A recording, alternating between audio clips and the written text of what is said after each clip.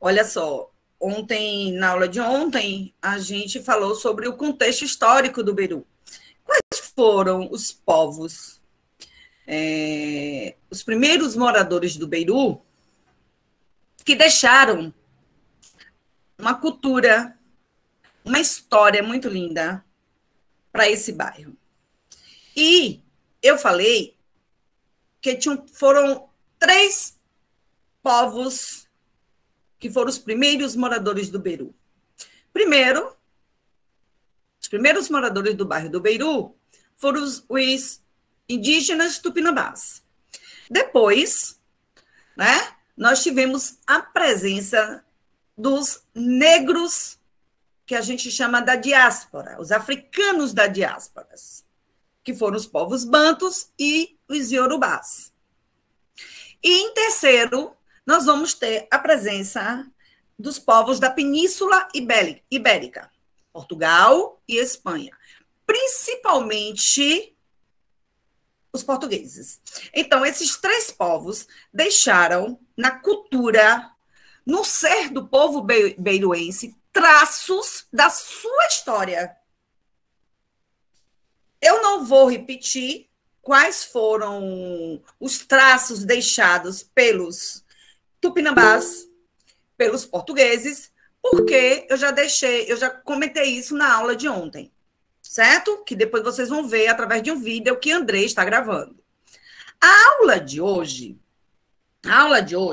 nós vamos falar dos povos da diáspora. Aqui a prova vai passar aqui. Espera aí.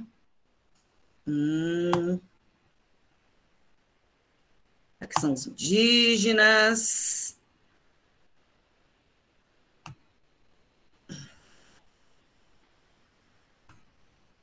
Tem alguém?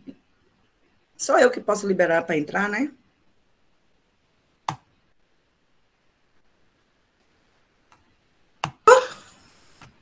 Eu só vou agora permitir a entrada dos alunos.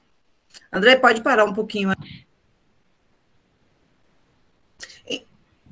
Então, a aula de hoje a gente vai falar de 2 povos africanos que foram trazidos para serem escravizados no Brasil, que são os povos bantus e os povos iorubás.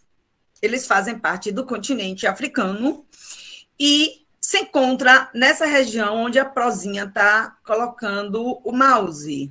Tá vendo? Mas aí a gente vai ver mais na frente, mais detalhado.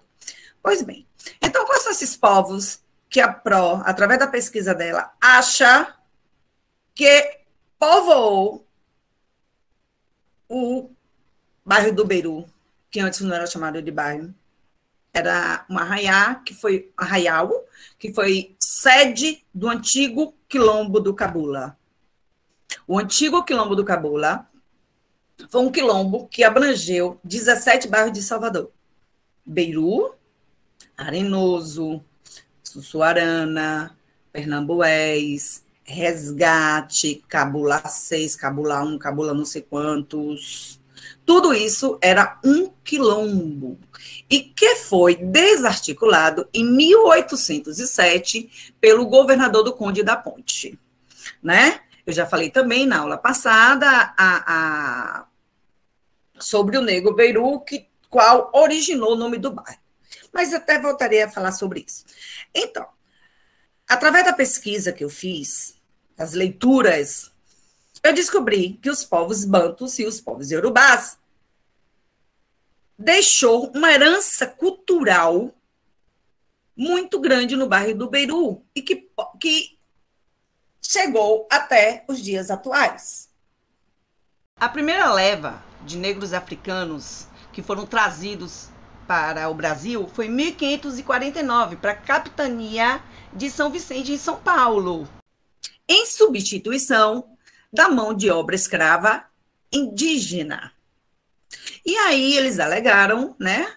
Os europeus, os portugueses alegaram que os indígenas, eles precisavam ser catequizados. Mas a gente viu na aula de ontem que a cor da pele prevaleceu bastante. E os indígenas também Os portugueses, para sobreviver aqui no Brasil, que tudo era mata, e o indígena também tinha um conhecimento da mata, eles fizeram muita aliança com os indígenas. Alguns não aceitando, né, serem catequizados, cristianizados pelos padres jesuítas, vão para as áreas ruralizadas, aonde não há um início de concentração de portugueses, né? Que antes era ali na Barra, ali no Porto da Barra, Pelourinho. Então, eles escolheram ir para as áreas mais antigas. Gente, cuidado. A área que hoje é Barra, que é o Pelourinho, porque naquela época não havia, né? A gente sabia que não havia. Mas a cidade do Salvador, ela é criada em 1549, ali onde tem a Câmara dos Vereadores. Salvador surge ali. De um lado, tem a Câmara dos Vereadores, que é a primeira casa a ser construída em Salvador, e ali era uma espécie de tudo, né? Ali tinha açougue, ali tinha a prisão, ali tinha prisão de mulher, prisão de homem, ali tinha onde ficava os senhores, que eu até comentei ontem, que é uma herança portuguesa, os senhores, donos de engenhos de açúcar, comerciantes, que se reuniam para criar as ordens administrativa e de poder de polícia, que na verdade na época não era polícia, era guarda municipal, né? Inclusive até retornou mais esse termo agora, para administrar a cidade. Então, era, digamos, o coração administrativo da cidade. E continua sendo. Né? A prefeitura continua lá, mas destruíram uma outra prefeitura e botaram aquele monumento horroroso que não tem nada a ver com a arquitetura, né? Do Palácio dos Governadores, da Câmara Municipal, e nem do Elevador Lacerda. Ali é um trambolho que, para mim, poderia ser destruído e construir um prédio mais com aspecto colonial, com arquitetura mais africana, mais a cara da gente, do que aquele trambolho lá. Mas, enfim, voltamos ao nosso assunto. Né? Então, os bantus, eles surgem no sul do deserto do Saara, do continente africano, a África subsaariana. É como se dividisse a África no meio. Ali se dá a expansão banta. E os iorubás. Atualmente, quais são os povos que fazem parte que teve influência no Brasil? Os povos bantus. Nós temos 2 importantes países que tiveram grande influência no Brasil, que é Congo e Angola, que é os povos bantus. Os povos bantus foram os primeiros africanos a serem trazidos para o Brasil e submetidos a trabalhos forçados, sem direito a absolutamente nada. Mas, digo de passagem, eles não aceitaram a escravidão com muita facilidade. Eles lutaram, eles resistiram, e depois a gente vai bater um papo. Quais são essas resistências que esses africanos tiveram? Porque o livro didático, a TV, só passa que os africanos apanharam, né?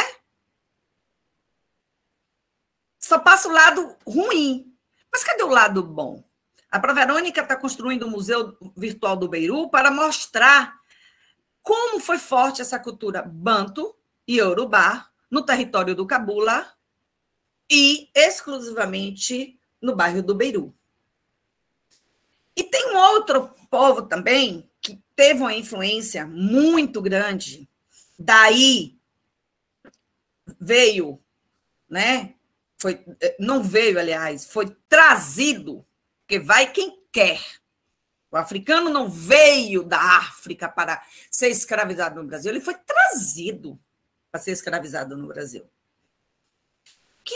Que são os iorubás. principalmente a Nigéria, onde tem o reino super famoso chamado Reino de Ọ̀yọ́, que diz a tradição oral que o negro Gerbeirur, em Yorubá, em brasileiro Beirur, veio da Nigéria, do Reino de Ọ̀yọ́. Partindo do pressuposto que eu acredito muito mais na oralidade, que é uma característica do povo africano, as narrativas da sua história, da sua ancestralidade, eu bato o martelo que, embora não haja documentos oficiais comprovando a história do Negro Beirut, eu valido a voz da comunidade. Eu não vou silenciar a voz da comunidade. Sim, para mim, o Negro Beirut existiu, foi um líder comunitário e que soube muito bem administrar as terras do Beirut, deixando para os seus irmãos em sangue e os seus ancestrais, os seus compatriotas, aquelas terras, porque ele não deixou filho, né? Bem, então, vamos agora ver um videozinho falando sobre os povos bantus.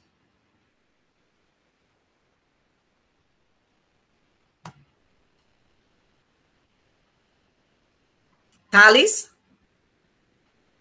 Oi, já vou botar o vídeo.